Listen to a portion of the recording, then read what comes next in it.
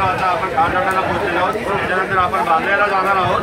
आम्ही तुमच्याकडे येतो आणि आमचा जीव डोक्यात धरून काळजी घ्या। सर्वांनी एकत्र या। मराठा समाजाची मराठा आरक्षणाच्या मुद्द्यावरती अनेक मोर्चे गाडी आम्ही बघितली नाही। मी काय बोलतो अनेक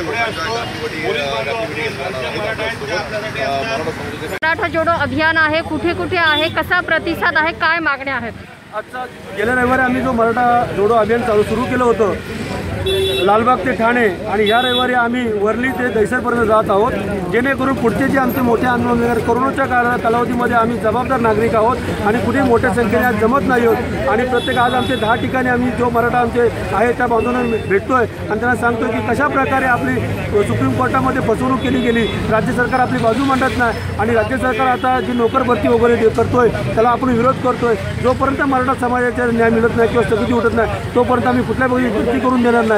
या 2021 मध्ये शैक्षणिक वर्षामध्ये आम्हाला न्याय मिळाला पाहिजे।